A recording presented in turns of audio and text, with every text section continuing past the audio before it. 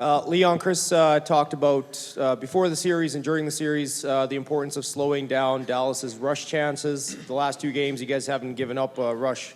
Well, you've given up some chances, but not any goals. Can you kind of talk about what has been the key to you guys kind of limiting their opportunities on the rush?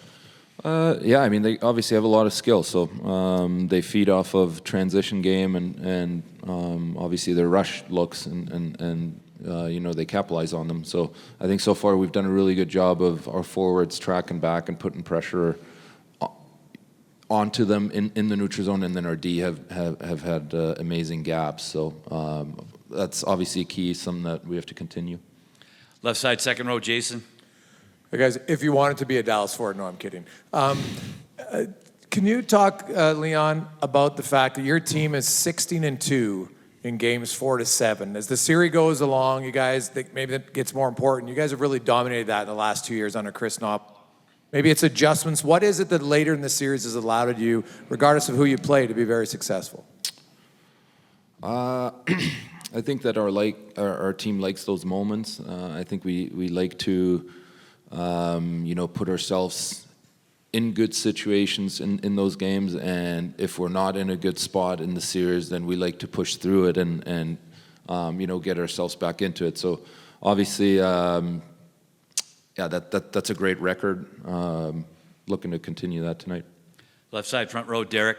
Hey, Zach, there's series going to be ebbs and flows, and they got to make pushes, and you guys got to make pushes. But when they made a push, you guys seem to have been able to handle it, whether it's good goaltending or just solid defensive structure. Is that just a maturity thing of being able to know that they're going to come at you, but you just got to kind of survive some of those moments?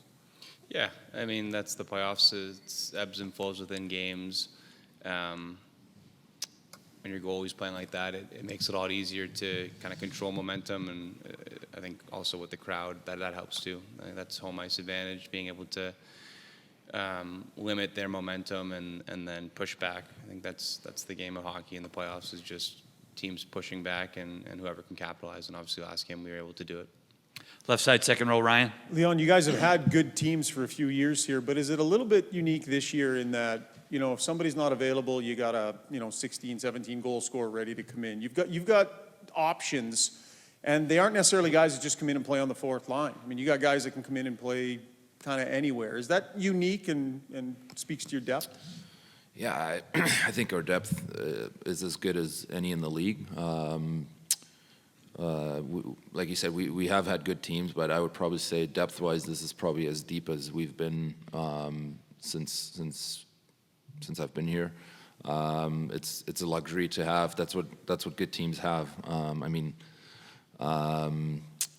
You have guys. I think we got a lot of guys that can just play in any situation, and I think that gives Nobber a lot of options, right? Like, RV's coming in, you can play him on the third line, you can play him on the first line. Like, it doesn't matter. He knows how to play in every situation, and I think that we have a lot of guys that are just capable of playing anywhere up and down the lineup.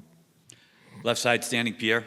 Yeah, question for Zach. Zach, going to the Cup final last year, going 7 games, how much does that experience help your team this year, whereas this is another day at the office and you don't get too excited, you don't look ahead, just knowing to be in the moment, as opposed to a team that gets to the conference finals for the first time? Yeah, I think most teams that win go through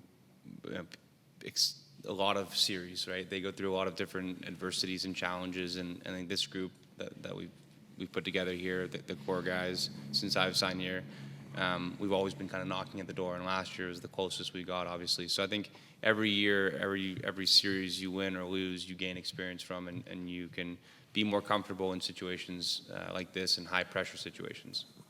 We'll go left side, fourth row, Josh. Leon, obviously a huge hole in the lineup with Matthias being out for the playoffs. I'm just wondering what you've seen from the blue line and how they've stepped up in his absence.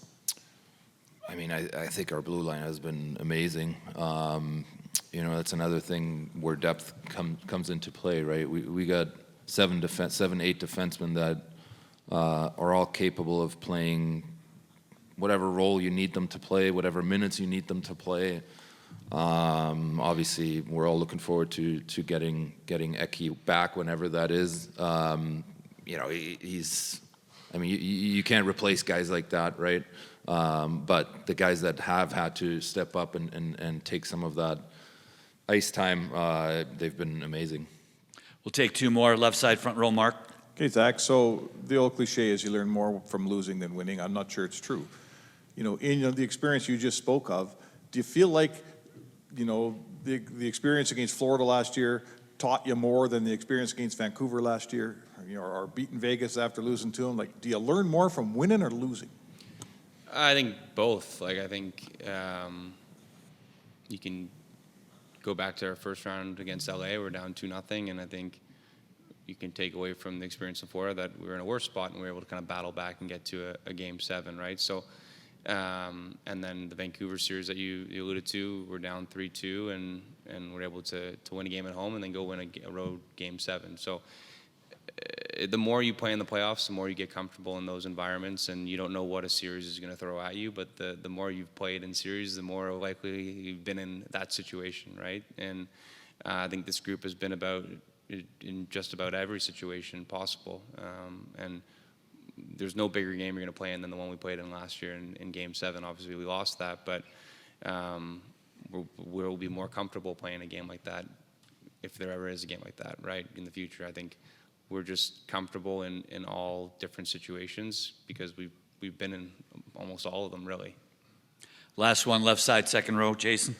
Zach, you have 109 hits already, which is well above a pace you made before. It's just a concerted effort that you decided to say, okay, I'm going to be way more physical this year, because it hasn't limited your offense really, but it's a pretty significant change and it can wear guys down. Can you just talk about that and where that's come from and how you feel it's helping you as a player this year? Sure. I think, just before I answer, I think everybody in the playoffs on our team has been doing things outside of their comfort zone or outside of the norm of a regular season, blocking shots, finishing checks, playing in different situations. I think just for me, I'm not trying to change my game at all. I just try to be more physical, and I'm a guy who gets in on the forecheck in the regular season, and if someone passes it by, maybe you wouldn't hit them, but in the playoffs, it's an investment in a way where, when I'm playing with Connor, I'm probably playing against the top D pairing every night, and